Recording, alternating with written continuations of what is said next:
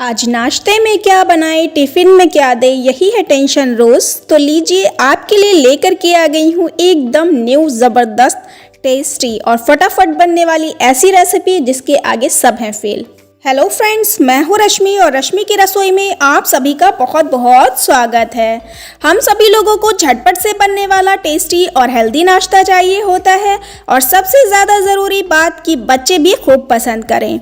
तो आज की एक ऐसी ही रेसिपी मैं लेकर के आ गई हूँ आप सभी के लिए जो बहुत ही ज़्यादा हेल्दी है और बहुत ही ज़्यादा टेस्टी बनने वाली है, बस घर के कुछ ही सामान से।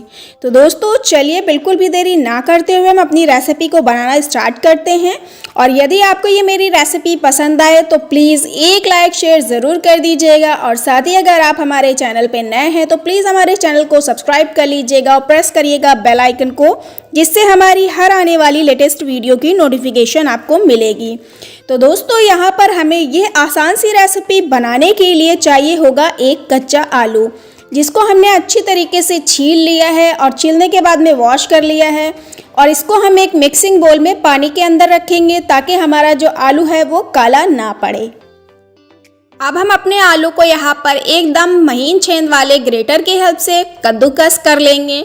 तो दोस्तों यहाँ पर हम एकदम बारीक छेद वाले कद्दूकस से इसलिए कद्दूकस कर रहे हैं ताकि हमारे जो आलू है वो फटाफट से गल जाएं और हमें नाश्ता बनाने में ज़्यादा टाइम ना लगे, यानी कि हमारे टाइम की बचत होगी इससे और हमें आलू उबालने का भी झंझट नहीं रहेगा। तो फटाफट से हम यहाँ पर एक कच्चा आलू बहुत ही आसानी से इसे ग्रेट कर लेंगे और डायरेक्ट पानी में ही ग्रेट करेंगे ताकि हमारा जो आलू है वो बिल्कुल भी काला ना पड़े। और इसमें बहुत सारा स्टार्च होता है जिससे पानी में छूट जाएगा और हमारे जो आलू हैं वो लंबे समय तक ऐसे ही बने रहेंगे, बिल्कुल भी काले नहीं होंगे। तो दोस्तों ये देखिए हमने यहाँ पर एक कच्चे आलू को अच्छी तरीके से ग्रेट कर लिया है। अब हमने इनको 2 से 3 पानी से अच्छी तरीके से वॉश कर लेना है ताकि इनका जितना भी स्टार्च है वो निकल जाए और हमारे जो लच्छे हैं एकदम खिले खिले से निकल कर आ जाएँ।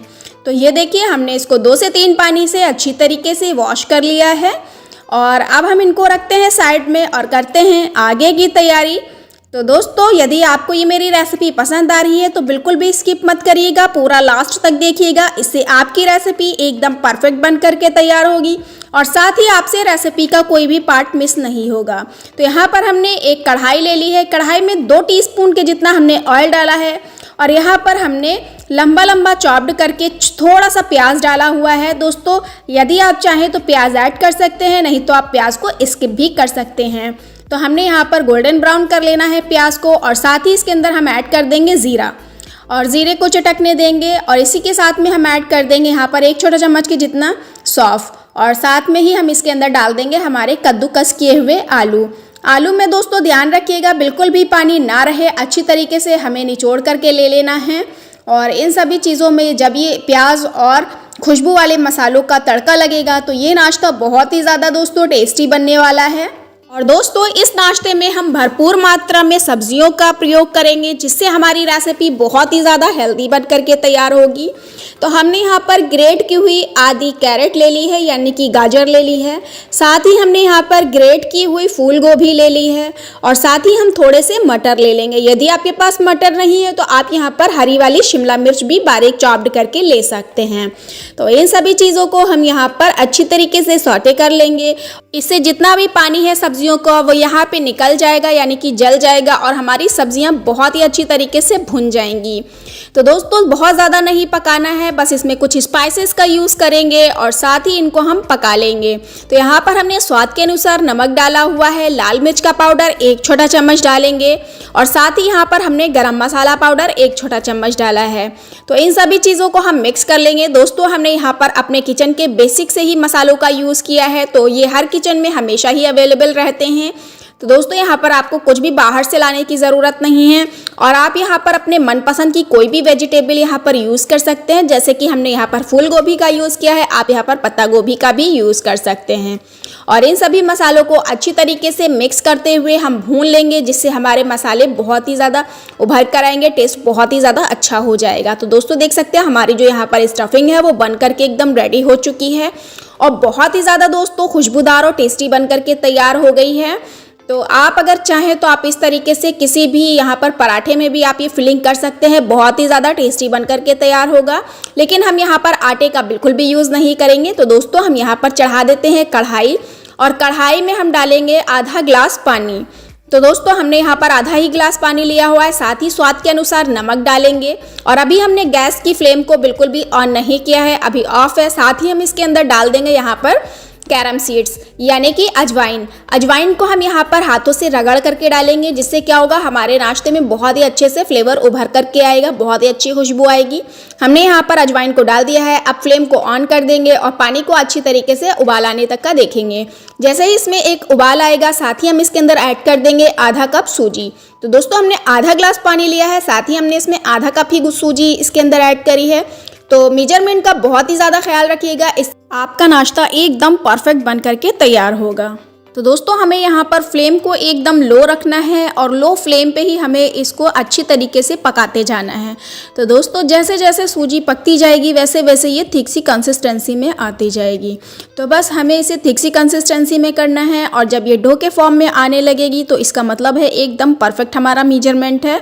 तो दोस्तों यहाँ पर बहुत ज़्यादा वक्त नहीं लगने वाला है, 3 से 4 मिनट लगेंगे यहाँ पर, और हमारी सूजी एकदम थिक सी कंसिस्टेंसी में हो जाएगी और एकदम डो के फॉर्म में आ जाएगी। जैसे हम आटे को लगाते हैं सेम उसी तरीके से हो जाएगी। तो हमने यहाँ पर बिल्कुल भी आटे या मैदे का यूज़ नहीं किया है, सिर्फ और सिर्फ सूजी से ये नाश्ता हम बना करके तैयार करेंगे। और ये नाश्ता बहुत ही ज़्यादा क्रिस्पी, कुरकुरा और टेस्टी बन करके तैयार होगा। यकीन मानिए जब आप बच्चों को ये लंच बॉक्स में देंगे तो ये नाश्ता बहुत ही ज़्यादा टेस्टी लगता है खाने में। और यदि आप चाहें तो आप इस नाश्ते को बहुत ही कम ऑयल में भी बना करके तैयार कर सकते हैं। अगर आप चाहें तो आप इसको डीप फ्राई करें, नहीं तो आप इसको कम तेल में भी बना करके तैयार कर सकते हैं। देख सकते हैं दोस्तों हमारा जो डो है एकदम रेडी हो चुका है सूजी का बन करके, और ये एकदम थिक हो चुका है। तो बस हमें इतना ही इसको पकाना था। अब हम इसको एक बोल में ट्रांसफ़र कर लेंगे और हम इसको ठंडा करने के लिए रखेंगे। जब ये अपने टेम्परेचर पे आ जाएगा, रूम टेम्परेचर पे, तब हम इसका प्रयोग करेंगे। तब तक हम आगे की तैयारी कर लेते हैं। हमने यहाँ पर आधा कप गेहूं का आटा लिया था, जिसमें से हमने यहाँ पर 2 टेबल स्पून के जितना बचा लिया है। आगे ज़रूरत लगेगी तो हम इसमें ऐड करेंगे, वरना हम उसको वहाँ पर स्किप कर देंगे। साथ ही हमने इसमें 2 चम्मच के जितने डाला हुआ है सफ़ेद तिल, हरा धनिया और कुटी हुई लाल मिर्च।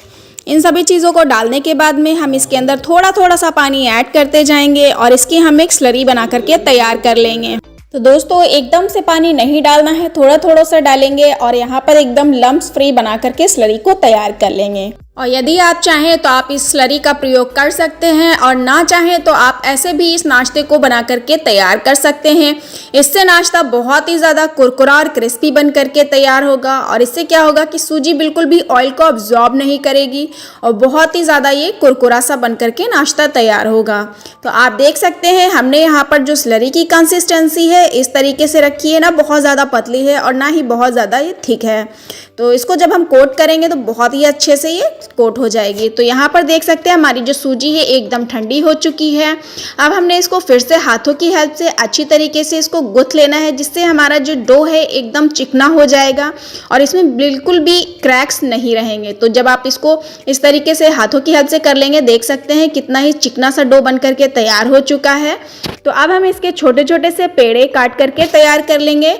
यहाँ पर हमने आधा कप सूजी ली है, आधा कप सूजी में हम यहाँ पर 5 पेड़े कट करेंगे और छोटे छोटे से कट करने हैं, बहुत ज़्यादा बड़े बड़े नहीं बनाने हैं। 1 नींबू जितना साइज इसका रखना है। तो यहाँ पर हमारे 5 पेड़े बन करके तैयार होंगे आधा कप सूजी में। तो आप यहाँ पर क्वांटिटी को कम या ज़्यादा कर सकते हैं, यानी कि आप नाश्ता यहाँ पर जितना ज़्यादा बनाना चाहें उस हिसाब से अपनी सूजी की क्वांटिटी को कम या ज़्यादा कर लें। तो हमारे 5 पेड़े बन करके तैयार हुए हैं सूजी के। तो हम यहाँ पर जो हमने स्टफिंग बना करके रखी थी, इसके भी हम 5 लड्डू बना करके ही तैयार करेंगे। इससे हमारी स्टफिंग भी नहीं बचेगी और बराबर मात्रा में अच्छी तरीके से फिलिंग भी होगी, और इसमें नाश्ता बनाने में ज़्यादा टाइम भी नहीं लगेगा। तो देख सकते हैं 5 लड्डू बना करके तैयार कर लिए हैं।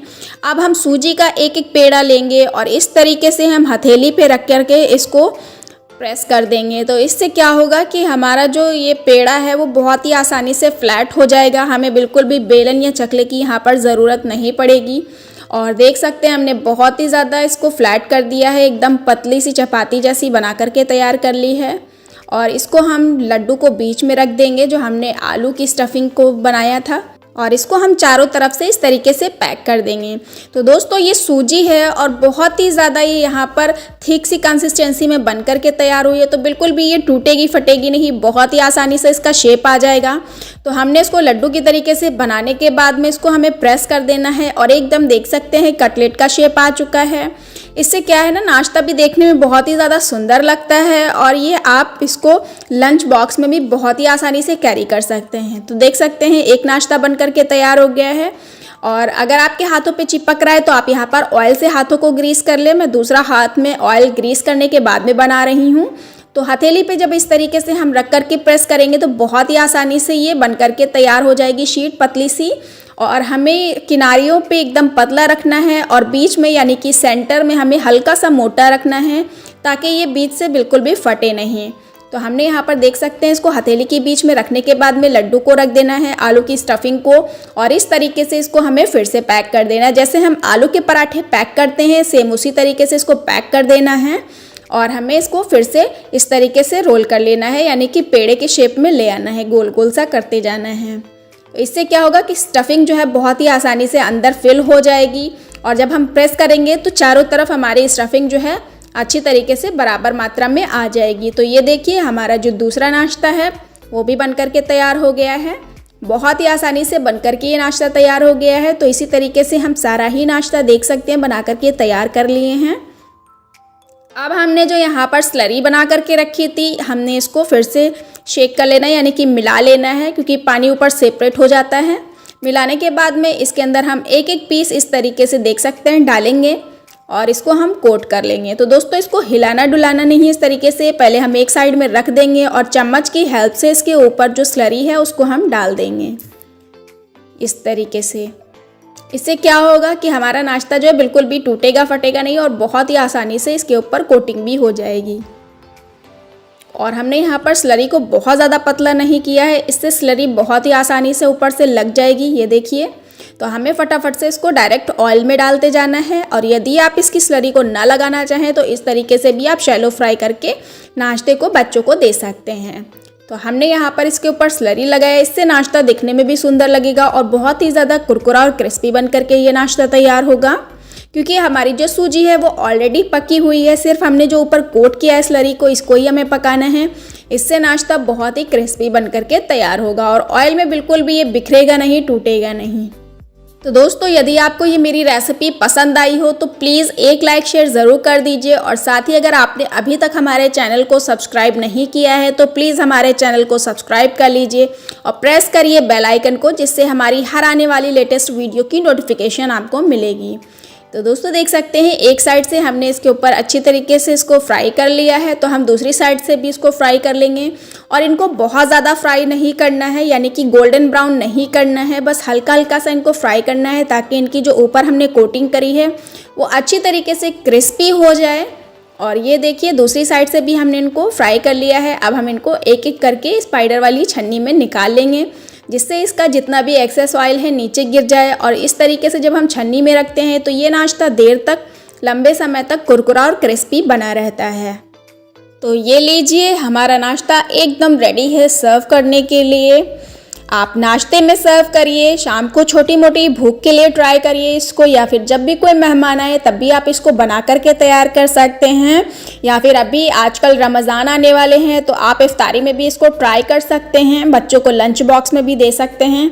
बहुत ही ज़्यादा यूनिक है और हेल्दी भी है, क्योंकि हमने इसमें सब्जियों का प्रयोग किया है, सूजी का प्रयोग किया है। और यदि आप ज़्यादा डीप फ्राई या तला भुना नहीं खाते तो आप इसको लेस ऑयल में भी बना करके तैयार कर सकते हैं।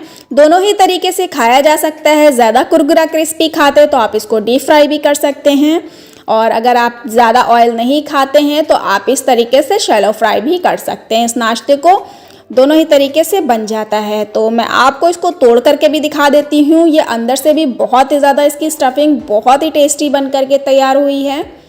तो यदि आपको ये रेसिपी पसंद आई हो तो अपना फीडबैक ज़रूर से शेयर करिएगा कि आपको ये मेरी रेसिपी कैसी लगी, और इसी तरीके की मैं और भी रेसिपीज़ लेकर के आती रहूँगी।